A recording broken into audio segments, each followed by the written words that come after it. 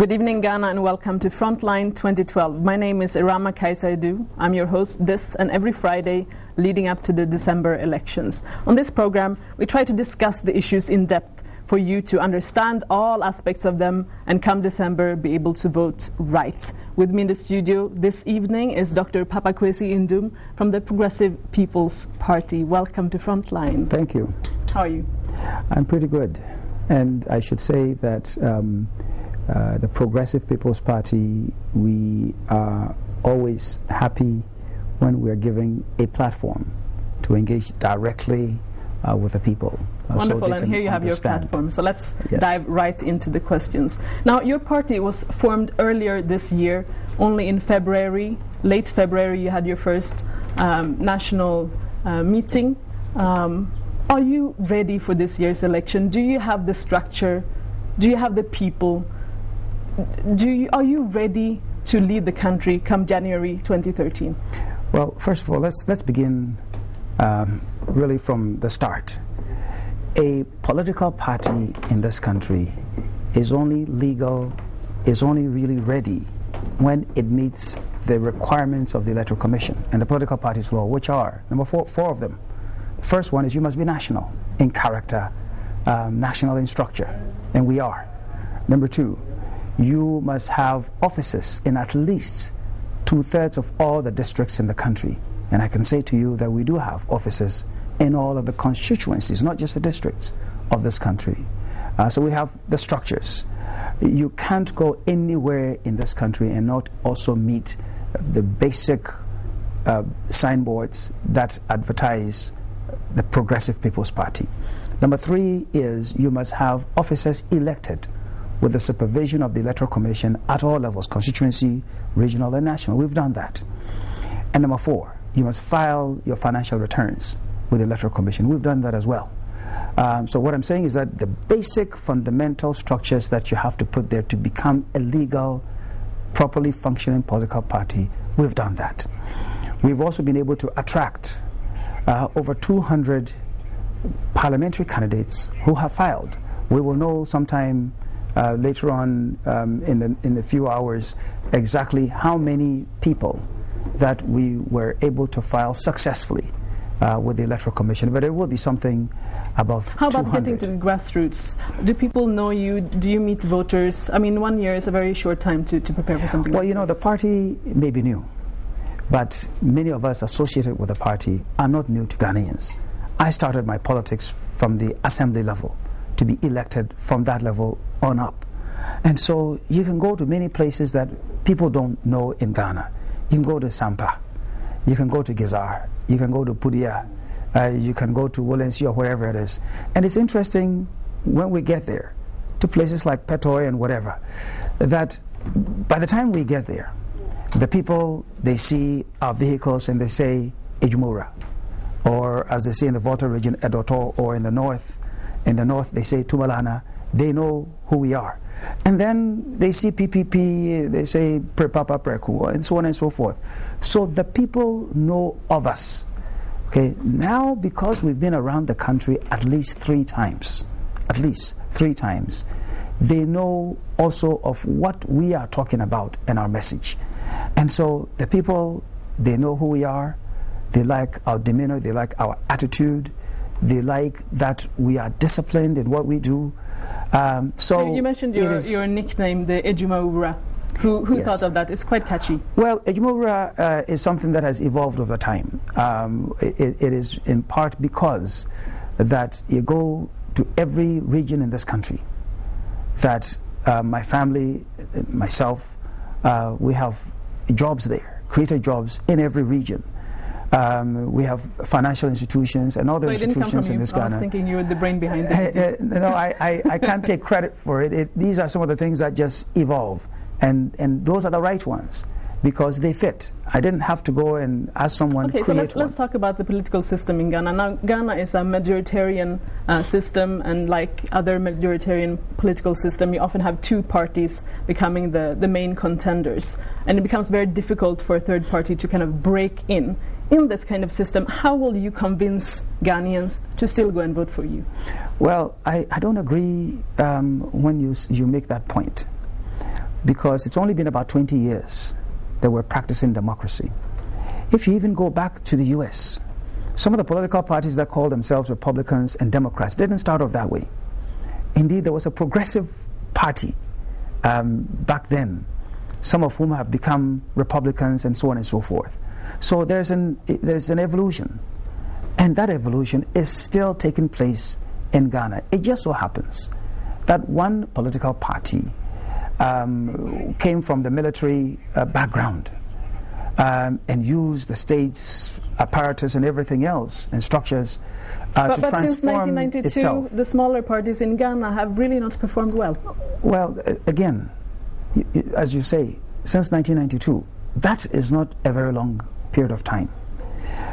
We need some more time for the people to really, really understand what exactly this democracy is all about, and for them to sift through. So is 2012 the time, or do we have to wait further? Well, I am saying to you that the people, they went through a process. So they went through a process where they elected one political party for 8 years. Then they didn't like it. Then they said, well, there's another one here. So they elected that one also and gave them 8 years. And then they decided, well, we don't like that one either. So they looked around. Now, let's talk about you. For you, it's not your first time to be running for president. Let me finish my thought. And last time it didn't go so well. I need to finish my thought. They went through the 8 years. They didn't like that one. So they looked around. And they said, well, they didn't find anybody else ready. So they went back to get the other one they had rejected. And now they've gone through that one, in nearly 4 years, they are saying, well, we're looking around for an alternative. Now there is a political party that is ready. That is a Progressive People's Party. What I'm saying is that those other ones back then were not ready and were not prepared. We are ready and prepared to be that alternative. That is how come we are confident that whatever may have happened in the past, there is something new but also different that is there, that has strengthened itself, and that is strong on the ground. That's why I have hope that this year an alternative, a Progressive People's Party, will garner the kinds of votes that has eluded what you call the smaller political parties. Last time you ran for president, you got about 1.4% of the Ghanaian votes. What have you learned from that experience, and what are you doing different this time? First of all, it was with a different vehicle. When you know that what you're looking for is something important, something worthy, something that's worth sacrificing for, then if you fail, and I did fail, if you fail and you decide that I still want to do it, then you learn from your mistakes. You do something different. And what have you done different? Well, there's a Progressive People's Party.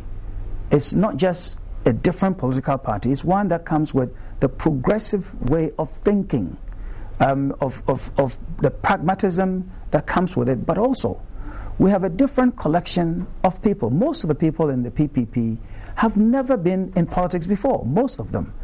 A lot of them are young people, and many of them are women. I mean, we're fielding more than 20% of our parliamentary candidates are women, okay, which normally does not happen. And we have professionals who have come in, just to give you 2 or 3 examples. If you go to Fantiakwa, you'll find that a reverend who is an educationist who teaches in the UK, that's our candidate. You go to Adenta, as a young lawyer there. You go to Bolga Central, as an investment banker. And it sounds like they are interesting professionals, but politically, can they really bring something to Ghana? They don't have the experience from running before. What is important is, particularly with parliamentary races, they are local races for the most part. So we have managed to attract people who are themselves attractive locally. I have contested parliamentary race before, and it's been successful because I ran a local race. There are a number of these people that have deep roots locally and are being supported where they come from. That is an important difference between this time and the last time. Also, the PPP, it's a collection of people that we're happy with each other. We're united. But my question was about the political experience, and if you go into, for instance, be a parliamentary candidate, you will encounter a lot of processes that you need to know about to be able to make an impact. But that's why we have held training sessions for our people. That is why we have gone around and assisted our people to contest. But I still don't want you to forget that element, the local element.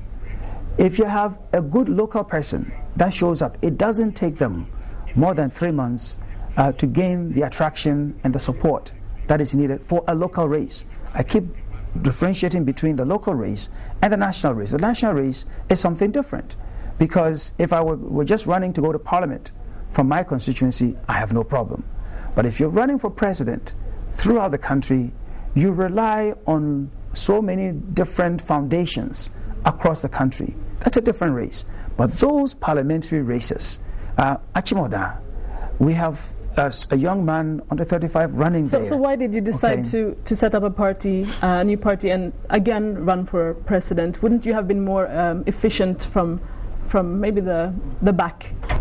To the contrary. On the contrary, let me also correct you. I did not form a political party. I'm not the founder of the PPP. We have founders.